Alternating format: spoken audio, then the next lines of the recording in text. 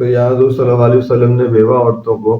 اپنے عزیزوں سے، اپنے ارد گرد کے ماحول سے، ان کے شر سے بچنے کے لیے دوسری شادی کی اجازت دی ہے، اور اسے کہا گیا ہے کہ آپ شادی کر لو۔ عزیزوں کو کہا گیا ہے، رشتہ داروں کو کہا گیا ہے کہ اسے اس کی دوسری شادی کر دی جائے۔ ہمارے یہاں پنجاب میں یا ہمارے معاشرے میں کچھ ایسی چیزیں بھی ہیں کہ عورت اگر شادی اگر ہو گئی ہے اور وہ بیوہ ہو گئی ہے بدقسمتی سے کچھ ہی عرصے کے بعد، تو اس کو جو ہے نا کہیں کہیں گھروں میں یہ ہوتا ہے کہ ہمارے گھر میں آ گئی، اب یہ ہماری ہے، اس کی اب شادی نہیں ہونی چاہیے۔ وہ سسرال میں گھٹتی گھٹتی مر جاتی ہے، یا اس میں سسرال میں ہی بعض اوقات ایسا ہوتا ہے کہ ایک دو بچے ہوتے تو سسرال میں ہی اس کے میاں کا بھائی یا کوئی اس طرح کا چیز اس کے ساتھ اس کو زبردستی شادی کرنے کی کوشش کرتے ہیں۔ عورت جو ہے ظاہر مجبور ہوتی ہے، وہ اکتفا کر بھی جاتی ہے، چپ بھی کر جاتی ہے، اور باوجہ قسم کی خواتین یہ سوچ لیتی ہیں کہ اب کیا کریں گے، ساری زندگی ہے، زندگی بہت آگے بڑھی ہوتی ہے، انگلیوں کی زدمی ہوتی ہے، نشانے کی زدمی ہوتی ہے، اس لیے وہ مجبوراً یہ نہیں ہونا چاہیے کہ اس کو مجبور کر کے شادی کریں۔ اگر آپ اس کا احساس کر رہے ہیں تو اس کو اپنے ان کے گھر پہ ہی دیں، یا وہیں رکھتے ہوئے آپ اس کی جو ہے جہاں وہ چاہ رہی ہو یا جہاں اس کا حساب بنتا ہو، جوڑ بھی بنتا ہو، اس طرح سے شادی کر دی جائے۔ بعض اوقات بہت چھوٹے بچے سے اس کی شادی کر دی جاتی ہے جو نامناسب بھی ہے، سوسائٹی میں اس کی وہ نہیں بنتی، پھر اس کے میاں کے حصے میں سے بھی اس کو حصہ نہیں لیا جاتا ہے۔ ظاہر ہے اگر اچھی خاصی جائیداد ہے، اس کے وسائل ہیں، تو اس کو اس کے میاں کا حصہ جو ہے نا وہ مل جانا چاہیے، تاکہ وہ آرام سے ایک طرف بیٹھ کر جو ہے اپنے حصہ مطلب بچوں کو جو ہے نا اولاد کو اس کی کو پال سکے۔ پھر یہاں ایک اور چیز بھی حضور صلی اللہ علیہ وسلم نے فرمائی ہے کہ بیوہ عورت جو اپنے بچوں کی خاطر جو ہے وہ دوسری شادی اگر نہیں کرتی اور ان کی پرورش کرتی ہے، ان کی شادیاں کرتی ہے، تو اس حوالے سے اللہ تعالیٰ نے اس کا جو ہے نا بڑا اونچا درجہ جو ہے فرمایا، یہاں تک کہہ دیا کہ وہ میرے قیامت والے دن میرے ساتھ دو انگلیوں کا اشارہ کرنے کا اس طرح یعنی مرتبہ ہوں گی۔ خواتین بیوہ اگر آپ صبر کر لیتی ہیں، رک جاتی ہیں، تو اللہ تعالیٰ کے نبی نے جو ہے اس حوالے سے بڑا خوشخبریاں دی ہیں کہ ظاہر ہے اس نے اپنی زندگی، اپنے جذبات کی، اپنی زندگی کی ان بچوں کی خاطر قربانی دی ہوتی ہے جو اس کے سامنے مطلب جو اس کی ذمہ داری بنتے ہیں۔ محنت مشقت کرنے والی بیوہ اپنے اپنے شوہر کی وفات کے بعد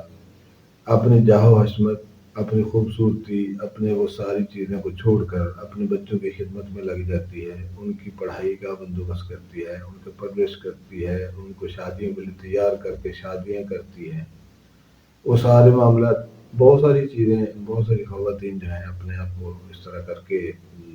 لے جاتی ہیں آگے، اپنی بڑی محفوظ زندگی گزارتی ہیں، باوضع انداز اور وقار کے ساتھ وہ جیتی ہیں، دھڑلے سے جیتی ہیں، اور ایسی خواتین قابل تعریف بھی ہیں اور اس طرح سے ہیں حضور صلی اللہ علیہ وسلم کے فرمان کے مطابق ان کے درجات بھی بلند ہیں۔ پھر حضرت صلی اللہ علیہ وسلم نے یہاں رشتہ دار عزیزوں کے ساتھ ساتھ جو ہے عام لوگوں کو بھی ہدایت کی ہے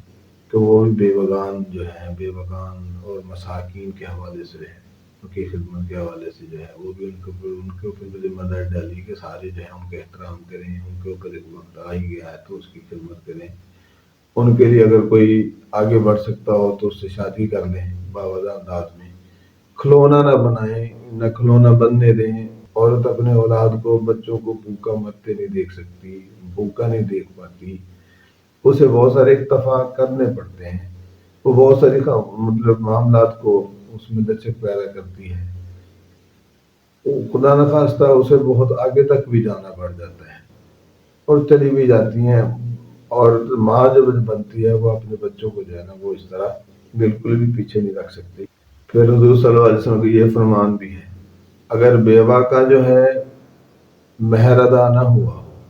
تو اس کے شوہر کے ترکے سے سب سے پہلے اس کا جو ہے مہر ادا ہونا چاہیے۔ تو وراثت کی بات تو سیدھی بات ہے کہ اگر وہ اولاد اس کی ہوئی ہے تو 1/8 حصہ ملے گا، 8واں حصہ اگر اس کی اولاد نہیں ہوئی تو پھر چوتھائی 25% حصہ اسے ضرور ملنا چاہیے۔ یہاں ایک چیز یہ بھی ہے کہ ہم اس کو ترکے کا حصہ دے کر اس کو اپنا ترکہ ہی بنا لیتے ہیں کہ ضرور پھر وہ شادی بھی ہم میں ہی کسی میں کرے۔ ایسا نہیں ہے، یہ اس کی مرضی پر ہے۔ اگر وہ اپنے گھر جانا چاہتی ہے یا اپنی مرضی سے کہیں شادی کرنا چاہتی ہے تو یہ اس کے اوپر ہے۔ یہاں ہم اس کے میاں کی جائیداد میں سے اگر اس کو حصہ دیتے ہیں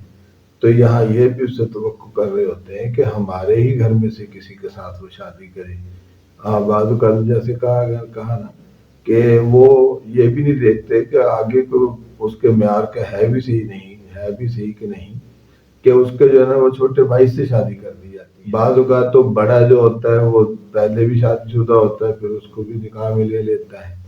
یہاں آ کر کے پھر جو بہت ساری باتیں جو پیدا ہوتی ہیں، ایک تو انصاف کا جو ہے وہ جذباتی انصاف، مالی انصاف وہ نہیں رکھ پاتا، کیونکہ یہ زبردستی کا حساب کیا ہوتا ہے۔ پہلی بیوی جو ہے کسی طرح سے جو ہے وہ اس چیز کو جو ہے نا قبول نہیں کر پا رہی ہوتی۔ اس کے بچوں کا حق بھی جو ہے وہ جیسے اپنے آپ کو وہ فیل کر رہی ہوتی ہے، میں متاثر ہو رہا ہوتا ہے، حالانکہ یہ نہیں دیکھتی کہ اس کے حصے کا بھی اس کے پاس ہے اور دوسرے بھائی کے حصے کا یعنی اس کے دیر کا یا جیٹھ کا حصہ بھی اس کی طرف آ گیا ہوا ہے۔ وہ دونوں حصوں کے ساتھ رہیں گی، دونوں لوگ کے ساتھ رہ سکتی ہیں، لیکن ایسا ہو نہیں رہا ہوتا۔ جائیداد وہ پوری ترکہ وہ پورا لیے ہوئی ہوتی ہیں، لیکن ان کو کھانے میں کھلانے میں یتیم ہے، یہ مسکین ہے، اس طرح کے تانے مینے بھی، بچوں کی تربیت بھی نہیں ہو پاتی، ان کی جو ہے وہ پڑھائی کی طرف بھی خیال نہیں رکھا جاتا۔ اپنے بچوں کو ان کے ساتھ موازنہ اس طرح سے کیا جاتا ہے کہ وہ ہمیشہ نیچے ہی رہتے ہیں، تھوڑی تھوڑی بات پر بہانے انہیں تانے مینے کرنے، اس طرح کی چیزیں بڑی ہو رہی ہوتی ہیں اور یہ بڑی تکلیف دہ ہوتی ہیں۔ یہ بچوں کی شخصیت اور کردار میں بڑا خلا پیدا کرتی ہیں۔ ایسی چیزیں ہونی نہیں چاہیے، یہ کسی بھی طرح سے قابل قبول نہیں ہے، کیونکہ ہم نے سارا اس کے اوپر احسان کیا ہوتا ہے ایک طرح سے، اور اسے ہم باول بھی کرا رہے ہوتے ہیں۔ چلتے پھرتے مرد اس کو تانے بھی دے رہا ہوتا ہے کہ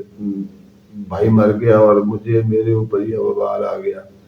پھر اپنے والدین کو وہ کوسنے دے رہا ہوتا ہے کہ تم لوگوں نے میرے پلے باندھ دی ہے۔ اس طرح کی چیزیں ہوتی ہیں، وہ بہت ساری